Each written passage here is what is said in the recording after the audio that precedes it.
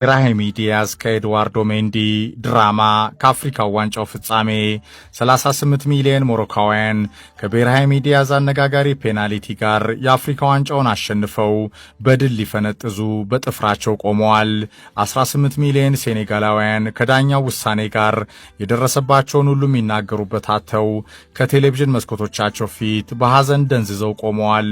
አፍሪካውያንም ዓለምም የአፍሪካ ዋንጫውን ፍጻሜ ድራማ ከራባት እየተከታተሉ ነው።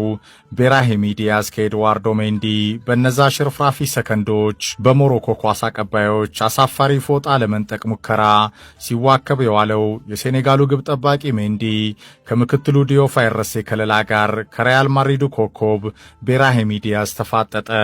የጩቦ አምላክ ዲያዝ ለሜንዲ ባስቂ ፓኒካው አስታቀፈ። ሴኔጋል ሞታ ተነሳች። አስተናጋጅ ሞሮኮ ቀልቧ እንደተገፈፈ ቀረች።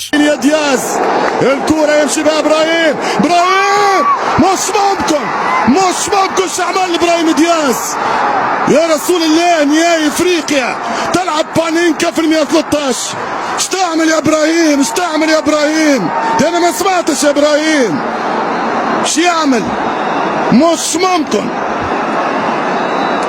بانينكا يا رسول الله في هكذا اوقات يا ابراهيم ከራባት እስከ ካዛብላንካ ከካዛብላንካ እስከ ማራካሽ ከማራካሽ እስከ ታንጂር ከብራሂም ዲያዝ አጨቃጫቂ ፔናልቲ ጋር 50 ዓመት ሙሉ የናፈቃቸው የአፍሪካ ዋንጫውን በዚህም በዚያም ብለው በድል መልሰውም ሊፈነጥዙ ያኮበኮቡ የአትላስ አናብስቱ ደጋፊዎች ሁሉ ከሜዳው ምንም ሳያንሰው ግራና ቀኝ አዋክበው ሊያገኙት ጫፍ ያደረሱት የአፍሪካ ዋንጫ ድል በኮከባቸው ብራሂም ዲያዝ አስቂ ፓኒካ ተነነ። የአፍሪካ እግር ኳስ ኮንፌዴሬሽን ካፍም ለመደ ደባው ለሞሮኮ ደማቅ የአፍሪካ ዋንጫ መስተንግዶ ውለታ የአፍሪካ ዋንጫውን ሊገዛ ያካሄደው መንደፋደፍ ፉርሽም ሆነ። You can understand the frustration, but it is certainly not something you want to see. When we expected drama in a final, we did not expect this kind of drama. ለአፍሪካውያን እንደርግማን የመጣችው ፔናልቲ ሞሮኮን በማዕበሉ እንደወሰደች ቀረች። ብራሂም ዲያዝ የሞሮካውያን ልብን ቀጥ አደረገ። በጥልቅ ሐዘንና እንባም ታጅቦ የሪያል ማድሪድ ኮከብ 5 ጎል ካስቆጠረበት የአፍሪካ ዋንጫው መጥፎ አጋጣሚ ማስታወሻ ጋር እድሜ ዘመኑን በእግር ኳስ ሕይወቱ የማይረሳውን አጋጣሚ ፈጸመ።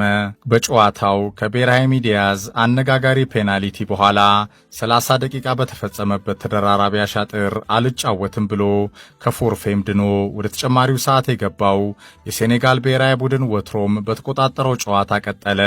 በፓፓጉዌ አስደናቂ ጎልም አስቆጠረ። And here's a man who's got all the mental strength in the world, maybe lost a yard or two of pace, Sadio Mane, but he inspires an attack. Senegal thrust forward. Papgay! Sensational! Stellar! Supreme Senegal! ከንጉስ አብደላ ስቴዲየም አጋጣሚው የአትላስ አናብስት ወዳጆችን የበለጠም ክው አደረገ። አችራፍ ሐኪሚና ጓደኞቹ ከጎሏ በኋላ ከግብ ጠባቂው ያሲን ቦኖ ተጋርሎ ጋር ጫናውንም ችለው ያመከኑት ወርቃማ ድልን እያስታወሱ ላቻ ውጤት ተዋደቁ። እንደው በቀላሉ የማይሰበረው የታራንጋ አንበሶቹ በር የሞሮኮ ከዋክብት ሙከራን ቀጥ አደረገ።